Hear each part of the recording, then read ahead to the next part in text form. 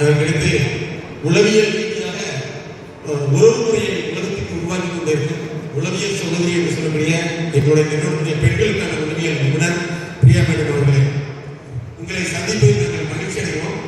எங்களுக்கு என்ன அப்படின்னு சொன்னா, ஒரு டாபிக், இன்றைய மாணவர்கள் டிஜிட்டல் உலகத்தில் சந்திக்கும் சவால்கள் அப்படின்னு சொன்னாங்க. இப்போ நான் உங்களுக்கு ஒரு கேள்வி கேட்கிறேன். இந்த டிஜிட்டல் அப்படிங்கிறது இன்ஃபர்மேஷனா மார்க்கெட்டா? மார்க்கெட். எஸ், எங்களுடைய நிறுவனத்திலே டிஜிட்டல் மார்க்கெட்டிங் தனி டிவிஷன். அப்ப டிஜிட்டல் அப்படிங்கிறது நீங்க கன்சியூமரா மாற்றக்கூடிய ஒரு விஷயம். என்னது கன்சியூமர் என்னன்னு தெரியுமா? நுகர்வோர். நீங்க டிஜிட்டல் கன்சியூமரா உங்களை மாத்திடுவாங்க. ஏன் அப்படின்னா, சாதாரணமாக ஒரு சீரியல்ல ஒரு காட்சி எடுக்கிறதுக்கு 300 பேர் ஒர்க் பண்றாங்க. எத்தனை பேர்? 300 பேர். அந்த 300 பேர் தான் ஒரு காட்சியை உங்க மனசுல பதிவு வைக்கிறாங்க. உங்களுக்கு அந்த காட்சி எடுக்கிறதுக்கு எங்களை மாதிரி ஸ்பெஷலிஸ்ட் 3 வருஷம் ஒர்க் பண்றோம். புரியுதா? ஃபாலோ முடியுதா? உங்களுக்குள்ள நம்ம ஒரு கேள்வி கேட்கிறேன். காலையில் எந்திரிச்சு சொன்ன எந்த பாட்டு மனசுக்குள்ள ஓடுது? இந்த வெக்கம், மானம், சூடு, சோறு எல்லாம் வச்சு சொல்ல வேண்டியதை ஓப்பனா சொல்லலாம். சொல்லி போகலாம். ஹலோ, எனக்கு கேட்கல. சொல்லுங்க, யார் என்ன பாட்டு ஓடுது? பிளீஸ், யாராவது ரெப்ரசன்டேட்டிவ் சொல்லலாம். என்ன பாட்டு ஓடுது மனசுக்குள்ள?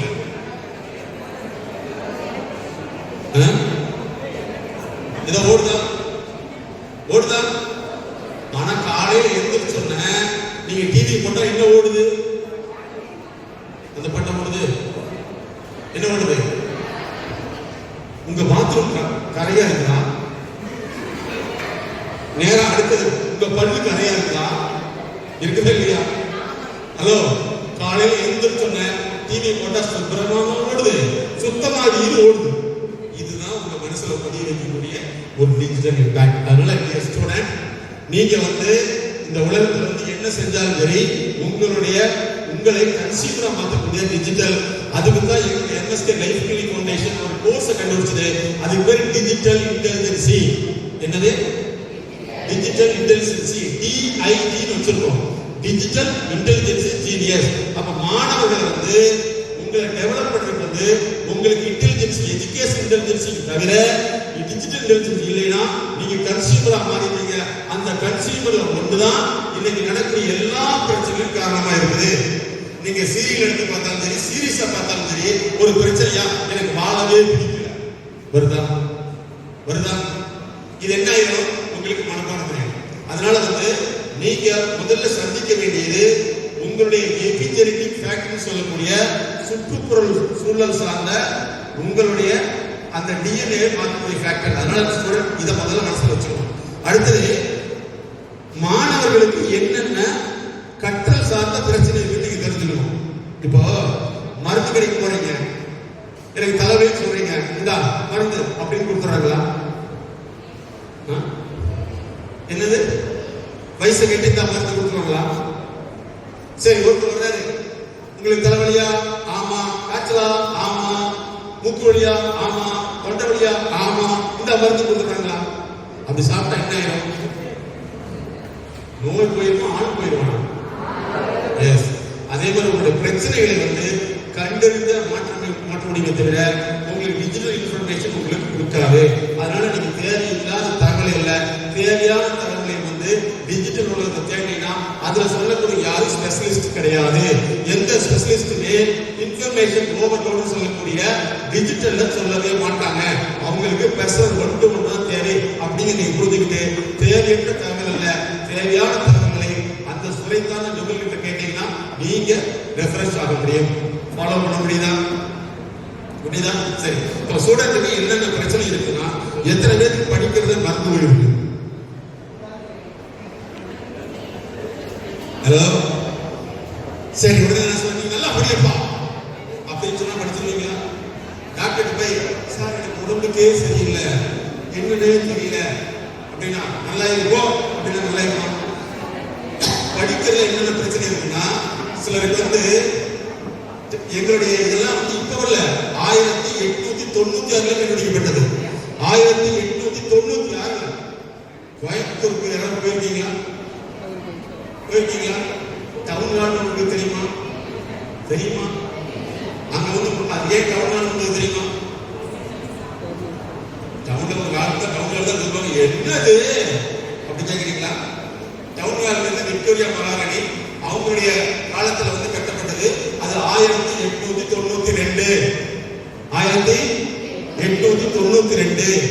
பட் படிக்கிறவங்களுக்கு பிரச்சனை வருவது கண்டுபிடிச்சது 1896. சரியா? உங்க ஊர்ல வந்து கோழிமடம் இருக்கு, பள்ளிவாசல் இருக்குல்ல, அது கட்டப்பட்டது 1886. தெரியுமா? இங்க இருக்கிறது. அப்ப எல்லா விஷயமே வந்து முதல்ல கண்டுபிடிக்கப்பட்டது. இது சாமானிய மக்களுக்கு அல்ல.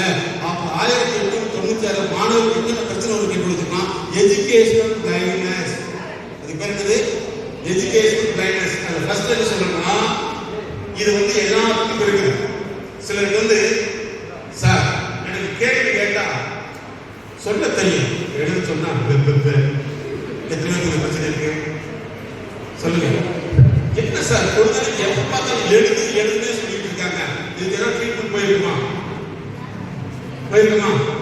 டைகிராஃபியா ஒரு டிசார்டர் இருக்கு. இந்த டைகிராஃபியா டிசார்டர் இருந்துச்சுன்னா எழுத சொன்னா எரிச்சல்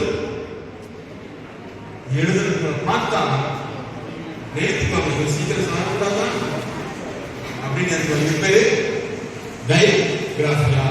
இன்னும் ஒரு சிலருக்கு வந்து மேக்ஸ் பார்த்தாவே மதியானம் சாப்பிட்டு தயிர் சாதம் சாப்பிட்டு வந்து நேரா மேக்ஸ் அல்ஜிப்ராவோ ட்ரிக்னாமெட்ரி எடுத்தா எப்படி இருக்கும்? ஜாமெட்ரி கிளாஸ் எடுத்து என்ன செய்ய முடியும்? கிராஃப் போடணும் தோணுமா? தோணவே தோணாது. இந்த மேக்ஸ் பார்த்தாவே அப்படின்னா அது பேர் டைகால்குலேயா. இதுக்கு வந்து டியூஷன் போடுறோம். நாடு வந்து கட்டி போடுறது மெயின் காரணமே வந்து டுட்டோரியல் பேஸ்ட் எஜுகேஷன். அதை முதல்ல நீங்க புரிஞ்சுக்கணும். அதனால வந்து உங்களுக்கு ரெண்டாவது பிரச்சனை என்னன்னா இந்த mathematical disorder. World health organisation என்ன சொல்றதுன்னா அதிகப்படியான பேர் வந்து சரியா அவங்க பர்ஃபார்ம் பண்ணது காரணம் மேத்தமெட்டிக்கல் ப்ராப்ளம். உதாரணத்துக்கு வந்து ஒரு அரண்மனை, பெங்களா அரண்மனை பேலஸ்ல வந்து அங்க வந்து சமீபத்தில் வந்து வேலைக்கு ஆள் எடுத்தாங்க. அதுல என்ன தெரியுமா கேட்டாங்க? 2 குவாலிஃபிகேஷன். ஒன்னு மேத்தமெட்டிக்ஸ் தெரியணும், இன்னொன்னு இங்கிலீஷ் தெரியணும். என்னது? Mathematics English. அது என்னன்னா ஹவுஸ் கீப்பிங். ஹவுஸ் கீப்பிங்க்கு மேத்தமெட்டிக்ஸ் என்ன சம்பந்தம் கொண்டு கொடுத்தாங்க சொல்லக்கூடாது. இன்னைக்கு சம்பந்தம் இருக்குது. ஸோ ஃபர்ஸ்ட் வந்து உங்களுக்கு மேத்தமெட்டிக்ஸ் நல்லா வருதா? இன்னொன்று நான் ஃபர்ஸ்ட் கேட்டது வந்து சிலருக்கு வந்து கேட்டா சொல்லிடுவாங்க, எழுத தெரியாது. சிலருக்கு வந்து படிச்சிருப்பாங்க, கேட்டானா பெபெபே. இது பேர் டைகிராஃபியா டிசார்டர். இதை சொல்லு செய்யணும் முடியவே முடியாது. நான் சமீபத்தில் எங்களுடைய இன்னொரு டிபார்ட்மெண்ட் இருக்கு, மீடியா சைக்காலஜி கார்பரேஷன் சொல்லி, திரைப்படத்துறையில் நடிக்கிறவங்களுக்கு, மியூசிக்கில் உள்ளவங்களுக்கு அவங்களுடைய கெப்பாசிட்டி அதிகப்படுத்துறாங்க. ஒரு சாதாரணமா வந்து ஒரு காட்சிக்கு ரிஹர்சல் பண்றதுக்கு அவங்க எடுக்கக்கூடிய நேரம் சின்ன குழந்தைகள் இருந்துச்சுன்னா 3 மாதங்கள். புரியுதா? நீங்க இங்கிலீஷ் படம்லாம் பார்த்துட்டீங்கன்னா கேஸ்டிங் டிசைனர் போடுவாங்க. என்னது? அந்த கேஸ்டிங் டிசைன்ல வந்து தமிழ்நாட்டில் 2 பேர் இருக்காங்க அதை பண்ணக்கூடியவங்க. அவங்க எடுக்கக்கூடிய காலம் இந்த சினிமா படத்துல உடைய குழந்தைகளை வந்து ட்ரெயின் பண்றதுக்கு ஒரு 3 காட்சிகள். ஒரு படத்துல வந்து 60 காட்சிகள் தான். அதுல 45 காட்சிகள் வந்து ஹீரோ கொடுக்கணும், மீதி உள்ள காட்சிகள் வந்து பிரிச்சு கொடுப்பாங்க. அதுல வரக்கூடிய காட்சிகளுக்கு வந்து ஒரு சின்ன காட்சிக்கு ட்ரைனிங் கொடுக்கறதுக்கு அவங்கள லேர்னிங் சொல்றாங்க. ட்ரைனிங்னா வேற, லேர்னிங் கொடுக்கறதுக்கு 3 மாதங்கள் தேவைப்படுகிறது. அதனால நீங்க புரிஞ்சுக்கணும், இன்னைக்கு நீங்க சந்திக்கக்கூடிய எல்லாமே வந்து டிஜிட்டல் எரேஷன், அதாவது டிஜிட்டல் ரீதியான ஒரு ஏமாற்று வேலை. இதை வந்து காப்பாற்றுறதுக்கு உங்களுக்கு சரியான ப்ரொஃபஷனல் கன்சல்டிங் வேணும். ஃபாலோ பண்ண முடியுதா? சரி, எத்தனை பேருக்கு படிச்சாலே தலைவலி வருது? படிக்கிறது கேட்டாலே தலைவலி வரும் இல்லையா? சார் நான் படிச்சுட்டே இருக்கேன், கண்ணு தான் பார்த்துட்டு இருக்கு, மனசுல டிஜிட்டல் மியூசிக். எத்தனை பேருக்கு இருக்கு? கிளாஸ் கவனிச்சுட்டே இருக்கோம். அவங்க வாத்தியார் நினைச்சுக்கவே எப்பவுமே வந்து கிளாஸ் கவனிக்கிறேன் உள்ளுக்குள்ளதான் கண்ணை தொடர்ந்துகிட்டே மனசு பண்ணி வச்சிருக்கோம். இதெல்லாம் ஒரு ப்ராப்ளம். ஓகே, சோ இதெல்லாம் நீங்க புரிஞ்சுட்டீங்கன்னா உங்களை நீங்க மாற்ற முடியும். அதனால டியர் ஸ்டூடெண்ட், எப்படி மெடிக்கல் ஷாப்ல உடனடியாக மருந்து கொடுக்கறது தப்போ, அதே மாதிரி டிஜிட்டல் மீடியாவை அட்வைஸ் பண்றது தவறு. ஏன்னா யார் என்ன பிரச்சனை கேட்டுதான் அவங்கள மாற்றி அமைக்க முடியும். பிரச்சனை இல்லாமல் ஒட்டுமொத்த அறிவை பயனளிக்காது அப்படிங்கிறத நீங்க புரிஞ்சுக்கணும். ஃபாலோ பண்ண முடியுதா? ஓகேவா? சரி. ஒரு மனிதனுக்கு மன அழுத்தம் எங்க ஏற்படுது அப்படின்னு சொன்னா அவங்க 4 வகையான மன அழுத்தம் ஏற்படும். ஒண்ணு கல்வி ரீதியான மன அழுத்தம், இன்னொன்று பொருளாதார ரீதியான பற்றாக்குறை, அதுக்கடுத்து சமூக ரீதியான எதிர்பார்ப்பு ஃபில் பண்ணாமல் இருக்கிறது, அதுக்கடுத்து பாத்தீங்கன்னா உங்களுக்கு உடல் சார்ந்த பிரச்சனையா இருக்கக்கூடிய மன அழுத்தம். இந்த 4 விஷயத்தை கிளியர் பண்ணிட்டீங்கன்னா அது ஒரே வார்த்தையில கேட்கிறது அல்ல, உங்களுடைய பல்வேறு பொறுப்புகளை கண்டறிந்து தான் மாற்ற முடியும். அதனால மாணவர்களே, நீங்க சக்சஸ்ஃபுல்லா வரணும். இதுல முக்கியமா பாராட்ட வேண்டியது உங்களுடைய தமிழாசிரியர் மிஸ்டர் நாராயணன், அவர் சார்பை நாராயணன். ஏன்னா எல்லா ஆசிரியர்களும் இந்த பரீட்சை தேர்வுக்கு முன்னாடி ஒரு ஒகேஷன் அப்படிதானே, ஆனா அவருக்கு விட்டு இது அக்கேஷன் தெரியுமா? அவருக்கு மட்டும் அக்கேஷன். சோ அந்த தன்னுடைய லீவு நாளை கூட தன்னை ரிலீவ் பண்ணாம மாணவர்கள் மீது அக்கறை கொண்டுள்ள இவர்களை கூட ஒரு தமிழாசிரியர் தான் எங்களுக்கு மூல காரணம். அதை சொல்லணும்னா முதுசாருடைய அப்பா அவர்கள் டாக்டர் செந்திலாரன் சார் அவர்களுடைய பேச்சு ஸ்டைல் எங்களுக்கு வெளிப்படும். நான் அவர்களுடைய மாணவர்களாக மகிழ்ச்சியோடு சொல்றோம். அந்த 2 பேர் ரொம்ப ஃபேமஸா இருக்காங்க. ஒன்று மோகன் பிரசாத் சார், அவரும் நான் தான். அதனால இங்க உடுமலை மண்ணை பொறுத்தளவு உங்களை தெரிஞ்சுக்க வேணும். நான் எல்லா ஸ்கூலுக்கு போயிருக்கேன். கோவையில் 99% நிறுவனங்களுக்கு எங்களுடைய கன்சல்டன்சி போயிருக்கோம். அதுல சொல்றாங்க, ஏன் சார் உங்க ஊருக்காரங்க வித்தியாசமா இருக்காங்க அப்படின்னாங்க. எங்க ஊரே வித்தியாசம் தான் சொல்லியிருக்கோம். அதனால அற்புதமான ஊர்ல இருக்கீங்க. நீங்க சாதனை மனிதர்களாக மாற வேண்டும் அப்படிங்கிறதான் கோயம்புத்தூர் பிரியா மேடம் சொன்னாங்க. 2000 ரூபாய் செலவழிக்கணும் நீங்க வந்துடும். எதற்கு? நம் பண்ணை சேர்ந்த மாணவர்கள் சர்வதேச அளவில் புகழ் பெற வேண்டும் என்பதற்காக. இன்னொரு செய்தி சொல்றேன், நீங்க என்ன சாதிச்சீங்க கேட்டீங்கன்னா, நாம் சாதிச்சது உலகிலேயே முதலாக வாழ்க்கைக்கு கிளினிக் ஸ்டார்ட் பண்ண நாம வாழ்க்கைக்கு சொல்லி வேற யாருமே பண்ணாது. அதே மாதிரி இன்னொரு சாதனை தெரிஞ்சுக்கணும். ஏன்னா நம்ம மோட்டிவேஷன் வார்த்தை தவறு என்று சொல்கிறோம். காரணம் 1942 கண்டுபிடிக்கப்பட்ட வார்த்தை மேக்ஸ்வெல் கண்டுபிடிச்சதான் ஒரு மனிதனை எதையாவது கொடுத்து அவனை இழுக்கணும், ஆனா அவன் முன்னேற மாட்டான் அப்படிங்கிறது தான் கண்டுபிடிக்கப்பட்டதான் மோட்டிவேஷன். மோட்டிவேஷன் வார்த்தையுடைய மூலமே என்னன்னா, ஏழைகளை இந்த பக்கம் இருக்கிறது எதையாவது காமிக்கிறது தான். ஆனா அதை விட்டு எங்களுடைய எம்எஸ்கே லைஃப் ஃபவுண்டேஷன் ஒன்று கண்டுபிடிச்சது ஆக்டிவேஷன். உங்களுக்கு எது தடையா இருக்கோ அந்த தடையை நீக்கினால் மட்டுமே நீங்க விடை பெற முடியும், விடை காண முடியும்.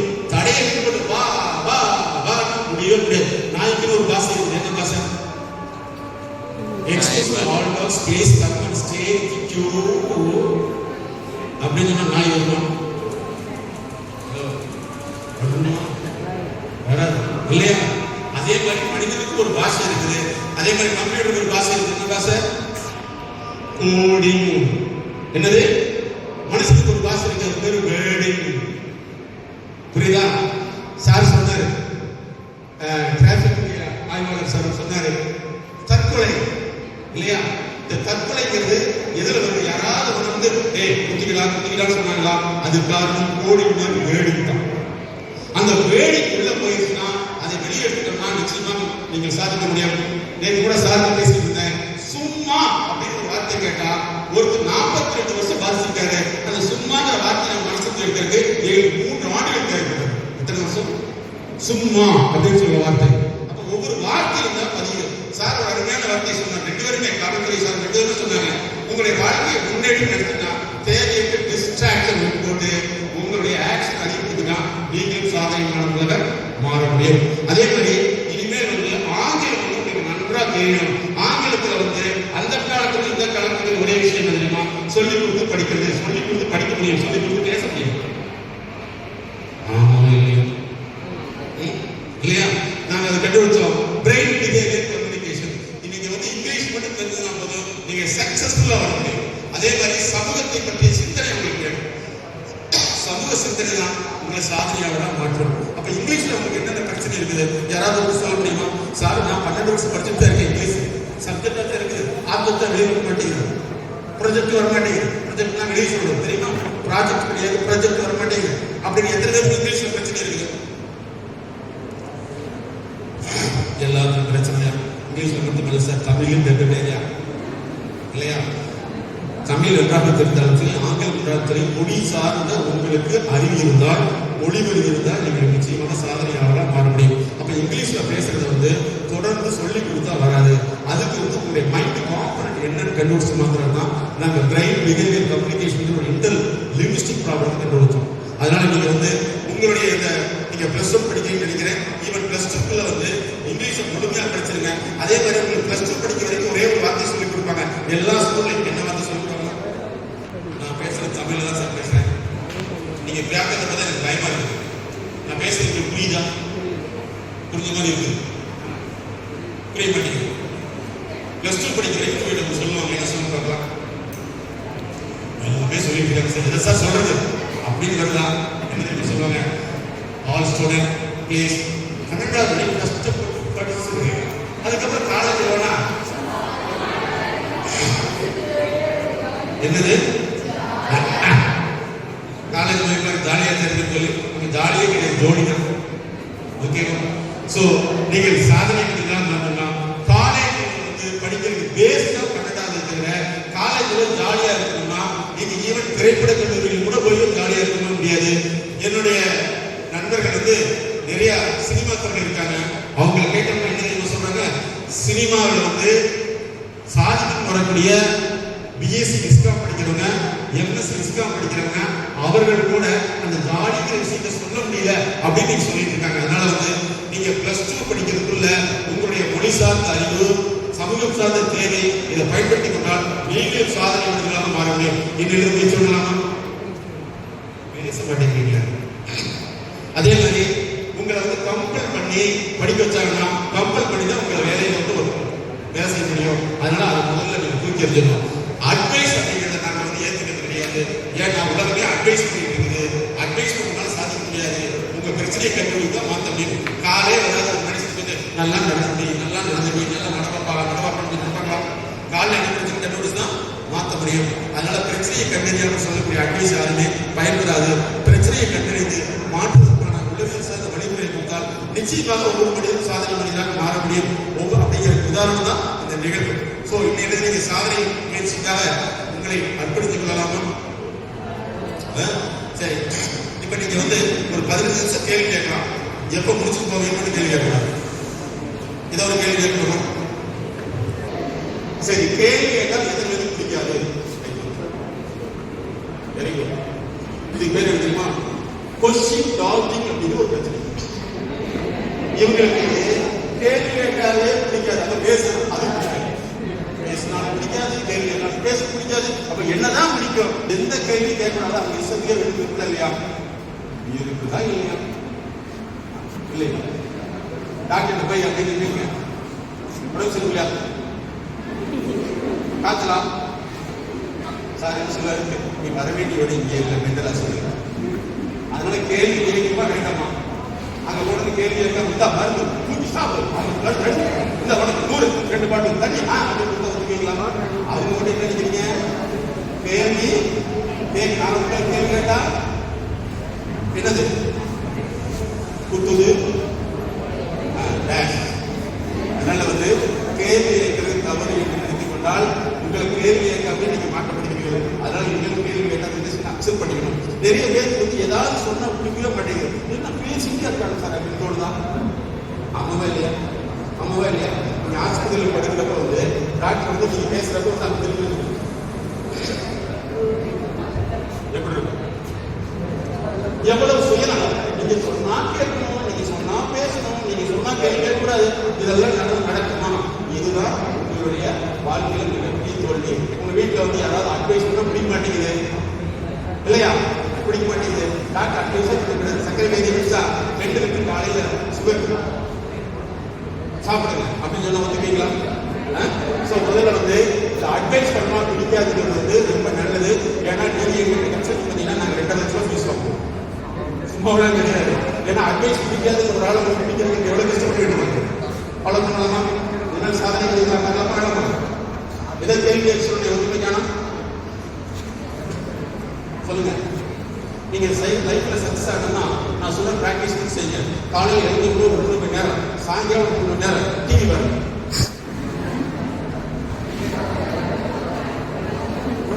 ஏன்னு கேளுங்க, அவங்க தான் முன்னேறும். நீங்க யாரு டிவியில பாக்குறீங்களோ அவங்க தான் முன்னேறும். அதாவது காமெடி நடிகர் சொல்லக்கூடிய செந்திலுடைய மகள் வந்து டாக்டர், காமெடி நடிகர் சொல்லக்கூடிய கவுண்டமனுடைய மகள் வந்து புற்றுநோய் மருந்து சிகிச்சை பண்ணக்கூடிய ஒரு மருத்துவர். அதே மாதிரி அம்மா வேஷம் நடிக்கக்கூடிய சரணியாவுடைய 2 மருத்துவர் டாக்டர். புரியுதா? சின்ன காமெடி ஆக்டருடைய மகள் திருப்பூருடைய சப் கலெக்டர். இதெல்லாம் விட்டுக்கொண்டு நீங்க போய் அங்க போய் பாத்தீங்கன்னா நம்மள மாதிரி உலகத்துல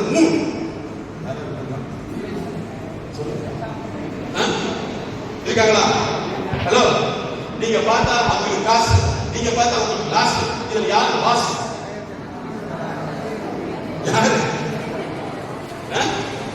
சொல்லுங்க. சோழன் படிக்கிறதுக்கு சங்கடம், பேசுறதுக்கு சங்கடம், டிவி பார்க்கறதுக்கு ரொம்ப நல்லது. டிவி பார்க்க டிவியில பார்க்கறாங்க, அவங்க நாளைக்கு எவ்வளவு பார்க்கணும், அவங்க நினைச்ச வாழ்க்கையில முன்னேறு. மாதவனுடைய மகன் வந்து துபாயில் நடக்கக்கூடிய நீச்சல் போட்டியில வந்து கோல்டு மெடலிஸ்ட்.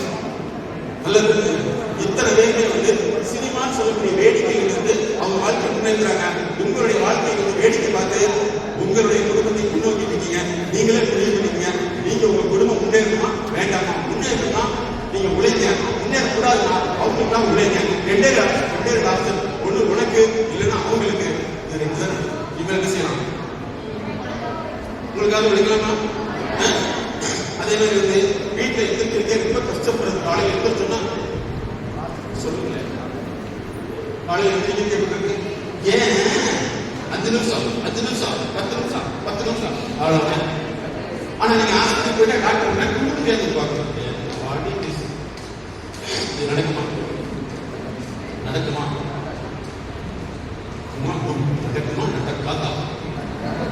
அதனால நீங்க முதல்ல ஞாபகம் வச்சுக்கணும், உங்களுடைய இந்த படிப்புங்கிறது வந்து முக்கியமான படிப்பு. இந்த படிப்பை வந்து சக்சஸ்ஃபுல் ஆவாங்க. அதே மாதிரி உங்களை சார்ந்தவர்கள் வந்து உங்களை எப்பவுமே சும்மா விட மாட்டாங்க. 3 விதமான அடிக்ஷன் இருக்கு, நீங்க தெரிஞ்சுக்கணும். ஃபர்ஸ்ட் வந்து என்னன்னா டிஜிட்டல் அடிக்ஷன். என்னது? நிறைய பேர் போன பார்த்தாலும் தூக்கணும், ரொம்ப நல்லது, சீக்கிரம் வந்து ஆயிடுவீங்க. ஓகே. 2வது தேவையற்ற பொருள் சாப்பிடுறாங்க பார்த்தீங்களா, குட்கா எல்லாம் சாப்பிடாது. 3வது எல்லா டிவியிலும் வரக்கூடிய ஒரே விஷயம் இருக்கும், லவ் அடிக்ஷன். இந்த லவ் அடிக்ஷன்களை உள்ள ஊற்றினீங்கன்னா லைஃப் லாங் ஃபெயிலியர் தான். இந்த லவ் பண்றவங்க விட கூட சொல்லிக் கொடுக்கிறவங்க நிறைய இருக்காங்க. அவங்களுடைய முக்கியமான வேலையிலே மாப்பிள்ளை குவாரா அப்படின்னா எவ்வளவு வந்து அங்க பாரு இங்க பாரு சொல்லி லவ் பண்ணவே மாட்டாங்க. பக்கத்தில் உள்ளவங்க லவ் பண்ண வச்சுக்கலாம். அதனால நீங்க வந்து லவ் இன்டெலிஜென்ஸ் தேவை. இந்த தேவையில்லாத லவ்வுக்கு போயிடாதீங்க. இதுதான் ஒரு குடும்ப பிரச்சனையே. மானத்தை வந்து கப்பலுக்கு மானத்தை வைக்கணும். பாத்தீங்களாமா? 3 விதமான addiction, digital addiction, substance addiction, love addiction. 3 addiction வெளிவட்டீங்கன்னா நீங்களும் சாதனை மாற முடியும். ஸோ இங்க மாத்திக்கலாமா? இல்ல மாத்திக்கலாம் மாத்தாம இப்படியே ஹலோ சொல்லுங்க. அதே மாதிரி இன்னொன்று நல்லா தெரிஞ்சுங்க, இந்த டிஜிட்டல்ல வந்து நீங்க ஏதாவது பார்த்துட்டு பின்னாடி தப்பு நடிக்க வேண்டிய அவசியம் இல்லை. மேடம் டிஸ்கஸ் பண்ணாங்க. ஏன்னா நிறைய பெண்கள் வந்து ஆண்களும் பாய்ஸ் வந்து சின்ன வயசுல இருந்து அப்பாவுடைய செல் தான் அம்மாவுடைய செல் தான் நீங்க வந்து டிஜிட்டல் தேவையில்லாததெல்லாம் உங்களுடைய ஆதார் வந்து ஸ்டோர் ஆகிட்டே இருக்கும். அது எப்படின்னா ஒரு 15 வருஷத்துக்கு முன்னாடி ரிலீஸ் பண்ணலாம், நீங்க கண்டிப்பா நீங்க மாட்டிக்குவீங்க. சரியா? யாருக்கு தரவே முடியாது. ஸோ அதனால வந்து சாதனை குழந்தைகளாக மாற வேண்டும். மிகச்சிறந்த இந்த வாழ்க்கையில் இருக்கக்கூடிய நம்முடைய நாட்டு நலப்படை அலுவலர்களுக்கும் ஆசிரியர்களுக்கும் நம்முடைய எம்எஸ்கே லைஃப் கிளீனிங் ஃபவுண்டேஷன் சார்பாக நன்றி தெரிவித்து, இந்த வாய்ப்புக்கு உங்களுடைய ஆசிரியர்கள் இவ்வளவு தூரம் ஒர்க் பண்ணியிருக்காங்க, அவர்களுக்கு மாணவர்கள் நன்றி தெரிவித்து